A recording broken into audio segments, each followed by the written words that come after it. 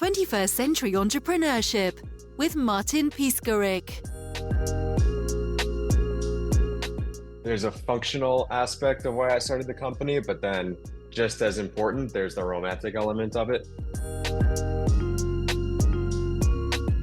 The romantic in me wants to work with the folks that maybe aren't as established, the folks that have big dreams and they want to expand their brand. Maybe they have one location of their brand and they want to get to 50.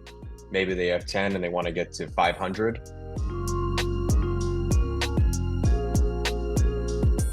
I'm able to work with them from wherever they're at. Even if it's 0 stores, I can work with them to develop their first or locations, not stores, and be able to hold their hand for the most part, consultatively, but then also provide really good, cost-efficient and expert level project management and consultation throughout the project to make sure that whatever they need to get done gets done on time and on budget.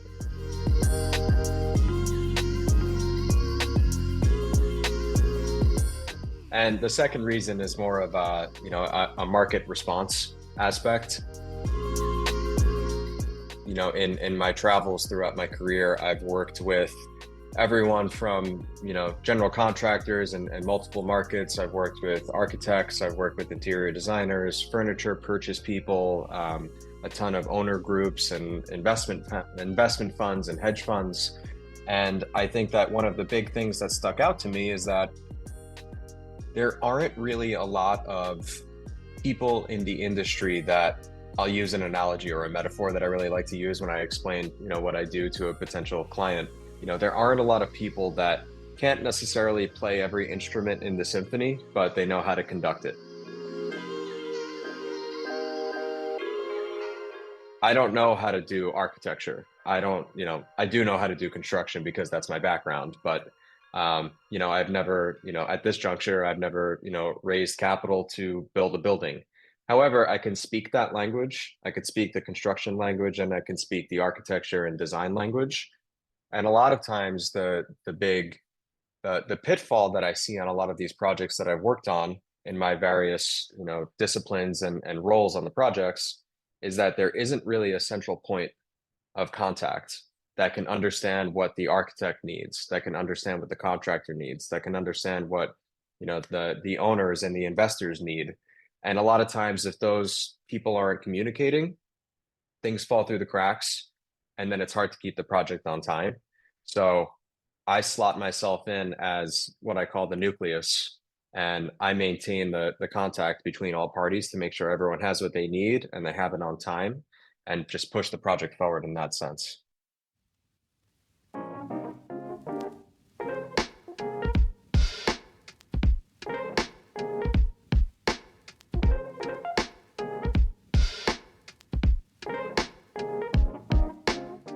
I grew up on Long Island in New York, about an hour east of New York City. And growing up, I always like to say that I kind of grew up on a construction site. My father was a developer out on Long Island, rest in peace as well. But he did a lot of restaurant work. He did a lot of out of ground, smaller residential work. And like every construction family, if you have children, those children work on the job sites in the summer so that they can pick up some extra cash here and there.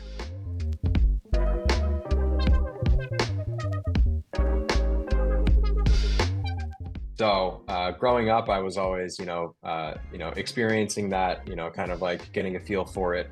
And because of that, I think that I wanted to go a different direction. And I actually went to college at a place called SUNY Geneseo, which is in Western New York near Rochester.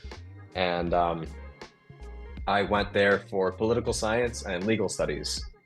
Now I'm in development. So you see how paths can change and twist over time.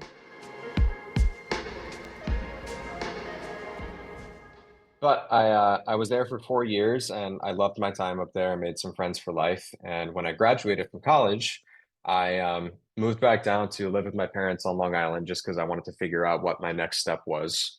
And while I was studying for the law school entrance exam, my father, he had a New York accent, a pretty thick New York accent. He was just like, dude, you look miserable. What are you doing?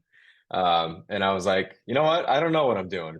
And he was like, listen, why don't you throw on your boots tomorrow morning? Why don't you come on site with me? Why don't you see what it's all about on a in a different level, not just from I work here on the summers and make $7 an hour, like looking at it as an actual career and a profession, which is a different calculus. So I went out with him, and honestly, that day I was just really excited to be on site. And the naive Zach, the naive younger Zach, thought that he would put me in as a project manager, but instead he hands me a shovel and he says, "You dig until you get to until you learn what's going on." And honestly, that was huge for me because that eliminated any kind of sense of entitlement that I had at that time. I was college educated. I've always been an intelligent, a smart person, but it's a different kind of intelligence to be able to, run a job site, to be able to work as, the head of a team with sub team members that have, different agendas and different focuses and different schedules. So I learned it, just basically through osmosis and absorption. I worked with him for about a year and a half, and then I decided to set my sights a little higher, and I moved into New York City and started working with a contractor that focused on restaurants, some hotel build outs, some multifamily interior renovations, things like that on the construction side as a GC, and worked with them for a couple of years. Then I switched to another general contractor that focused really on restaurants. That was their main focus, along with some minor hotel work. But I kind of moved away from the residential and multifamily side of things because I learned that, kind of talking about the romantic side of why I do things. I found that when I finished up a restaurant project, if I would hop out of the subway and I'd be walking down the street and I'd walk past the project that I did, there was nothing better than seeing groups of families in there, laughing and enjoying a meal, or, two people on a date. I'm building these spaces for people to enjoy them. And that was something that really struck out to me. And it's why I now do what I do. Really, that's my main ethos.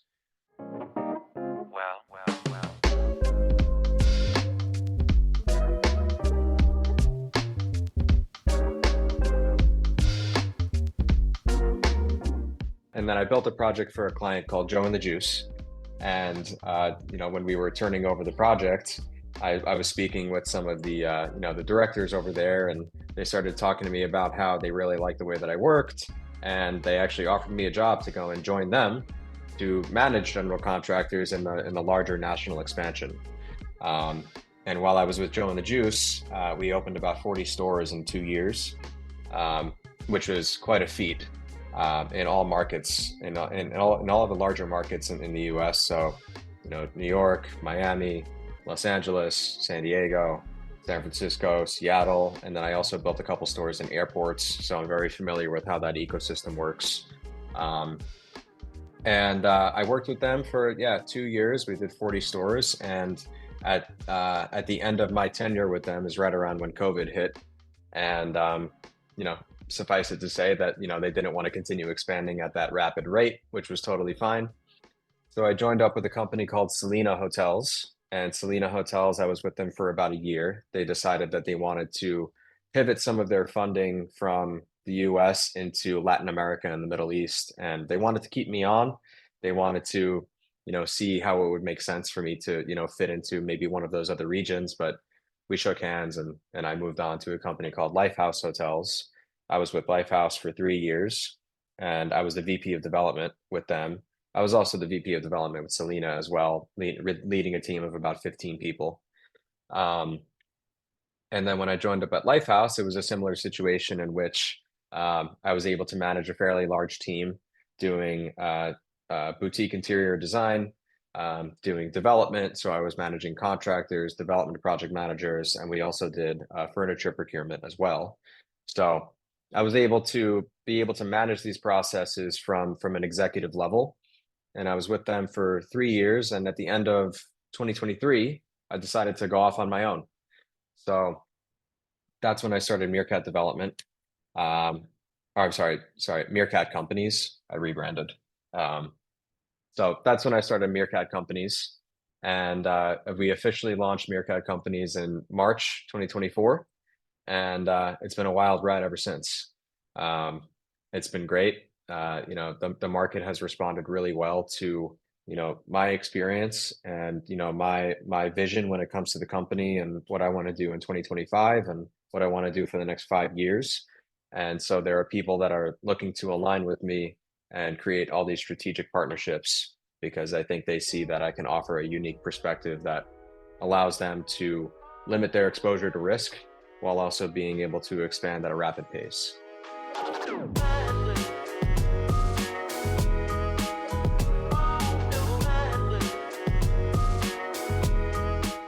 I've worked on projects where the owner has oftentimes had to step in to this role in which they have to hear from all the different members of the team, and there could be 5, there could also be 15 members of a team, even more, depending on the complexity of the project.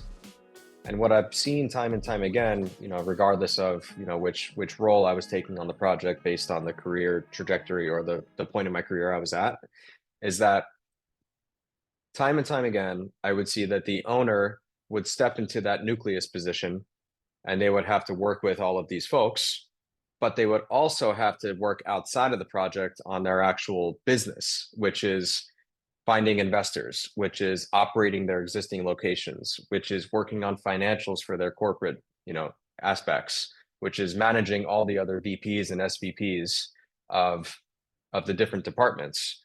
So when you have the CEO of a high growth, restaurant startup managing a project, that's time that's wasting constantly on things that they could be doing to actually build their company and build their actual path of their company. And in fact, the question that I often ask my clients during, a sales process is I'll ask them, hey, what do you think your time is worth on an hourly basis? And most of the time they'll say, well, I've never had to think about that because they've always just done it and they've done all the things and they never have to think about it. And I think to myself, okay, well, just as an example with the client that I'm working with right now, I was like, you have X amount of stores, you do X amount of sales, your time is probably worth $750, right? Like at least an hour because you have to make all these decisions and it's well worth it because you generate business for the company. And they're like, yeah, that sounds good. And I was like, what if I was able to provide services to you that were less than half of that number that you just said?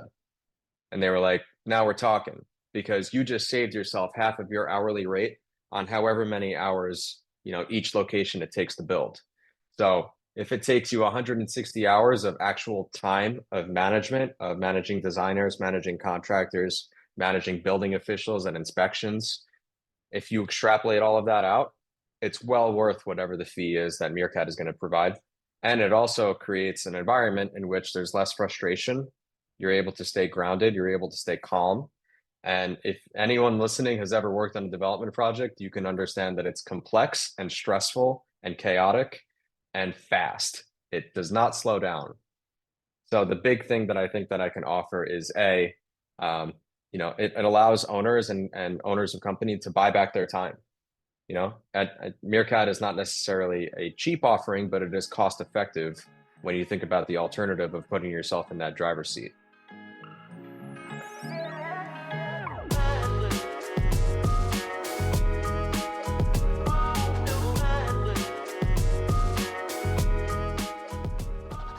I would say secondarily, going back to what you were talking about before, Martin, about how I think I can come across as a relatively calm presence.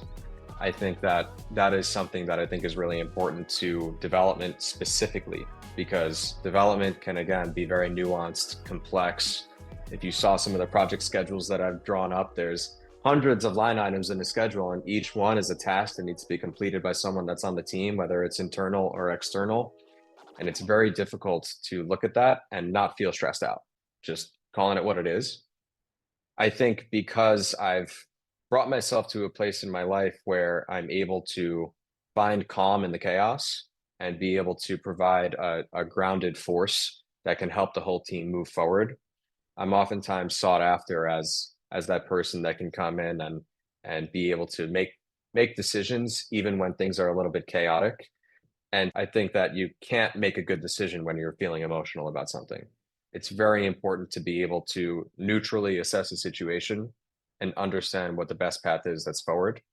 And I think that that's another thing that Meerkat companies can offer to any project team or any kind of, owner group, is that we're able to stay calm in the chaos, understanding that, there's corporate goals and there's growth goals for the company.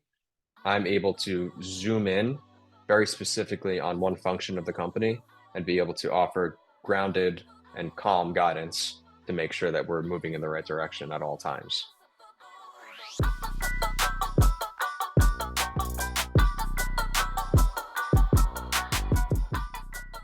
If you've ever seen the series The Bear, there's one portion of The Bear where they redo the restaurant. It used to be the Italian beef shop, and then they come in and they want to do a full renovation. And that whole sequence of those episodes shows just how chaotic a restaurant renovation can be if you don't have someone strong in the middle of it. There's designers that want a certain thing. There's construction folks that don't have the information that they need. The owners need to be involved, and the owners are, oftentimes they're masters at their craft. I've worked with chefs and restaurateurs that can cook an incredible meal, but they don't know what kind of gas line is required to, service their oven. They don't know, how hot the water has to be for a health inspection. So it's important to have the right people in place to prevent that kind of chaos from happening. And something that Meerkat companies can do is bring that level of calmness and collaboration so that you don't see that craziness. A, because not because it's hidden, but B, because it doesn't happen. There's so much that goes into, drafting a project plan. And, I'll just give you an example for a hotel that I'm doing a renovation for out in Cincinnati. We'll be in construction for probably about 12 months, but we haven't swung a hammer for 6 months while we're doing design. And we're taking, a long time with design, not a long time, but we're taking as much time as we need with design to make sure that everything is clear. The contractors know what's going on before they even show up, because as soon as they show up on site, the clock starts ticking and the money starts getting spent on salaries for on site for what's called general conditions. So it makes a lot of sense to make sure that the design is fully baked. You don't want to take it out of the oven before it's ready. So that's a good example I would like to give you as far as how it can be versus what we like to do, and the kind of calmness that we bring to a project and efficiency that we bring to a project.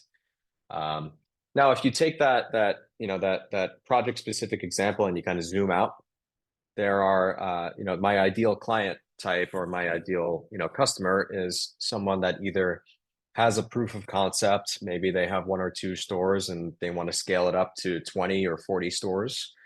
But they don't necessarily want to spend the money on a full-time head of development or a full-time chief development officer. And I totally get that. When you're a little bit smaller and you don't have a need for someone, of that stature, it can be really heavy on the payroll to have to pay someone, X amount of dollars a year. And so I've realized that these companies need someone to sit in with them on their monthly meetings to divert where capital is going to go.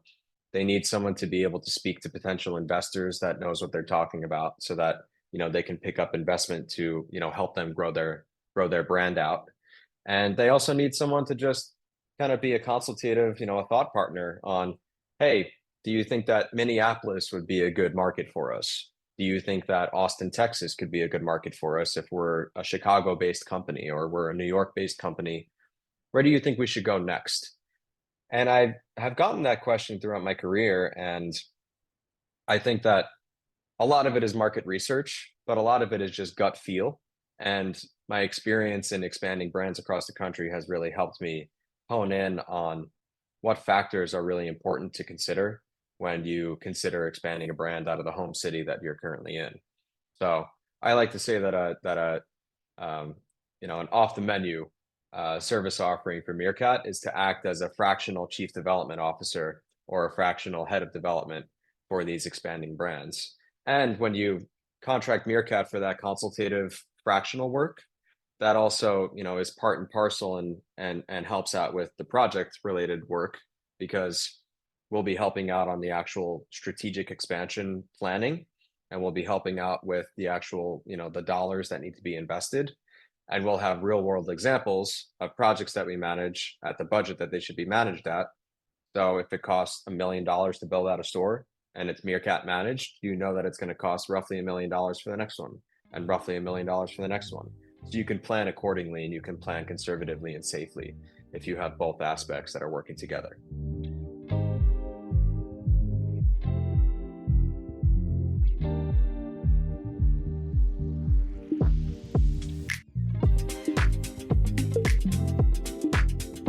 Hey, Martin, I would love to chat with you now about a couple of topics that I like to post about on LinkedIn. Kind of throughout my career, and especially since I started Meerkat, people always ask me, hey, do you have any tips and tricks about project management, about working as a team? And I post about that at least once a week, usually a couple times a week.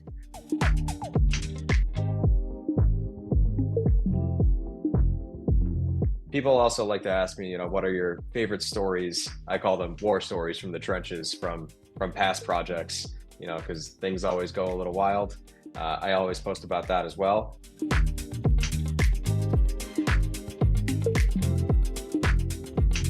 And then the third, and probably most important, is stories from active projects that I'm working on, or points from active projects. So people will ask me like, hey, what's a recent example of how you saved a bunch of money on a project or value engineered something without hurting the project?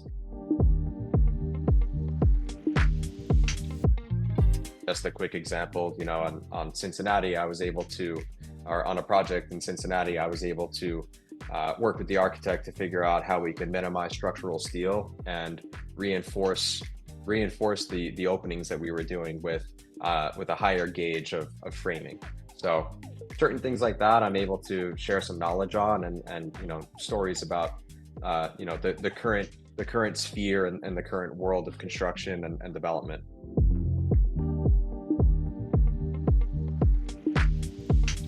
So I would love for anybody who's listening to connect with me on LinkedIn. I think you'll appreciate what I have to say, and please feel free to check us out on meerkatcompanies.com. It has all of our past projects, some of our active projects, and also our social media links. And I'd love for you guys to give us a follow. 21st Century Entrepreneurship with Martin Piskarik. Imagine a space where triumphs, trials, and tales of entrepreneurship come alive.